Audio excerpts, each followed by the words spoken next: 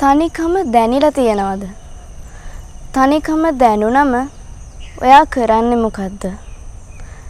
ඇත්තටම මිනිස්සුන්ට තනිකම දැනුණම මිනිස්සු එක දරාගන්නේ කොහොමද? සමහර වෙලාවට තනිකම දරා ගන්න බැරුව මිනිස්සු මහ දරුණු තීරණ ගන්නවා. තනිකම දරා ගන්න බැරුව සමහරු ජීවිතය අත්හරිනවා. ලෝකෙ කොතන කොහොම හිටියත් දරා ගන්න අමාරුම හැඟීමක් තමයි තනිකම කියන්නේ. කවදාවත් ඔබේ ළඟින් ඉන්න කෙනා තනි කරන්න එපා. කාට හරි තනිකම දැනෙනවා කියලා ඔබට දැනෙනවා නම් ඒ කෙනත් එක්ක ඒ තනිකම බෙදා ගන්න. නැත්නම් පසු කාලීනව පසුතැවෙන්න සිදුවෙන බොහෝ දේ සිදු වෙන්න පුළුවන්. ජීවිතේ කවදාවත් පසුතැවෙන්න සිදුවෙන දේවල් කරන්න එපා. කාටවත් කරන්න දෙන්නත් එපා. මිනිස්සුන්ට ආදරය කරන්න. මිනිස්සුන්ව දරා ගන්න. මිනිස්සුන්ට තනි වෙන්න දෙන්න එපා. මිනිස්සුන්ට ලං වෙන්න. ආදරය අරගෙන.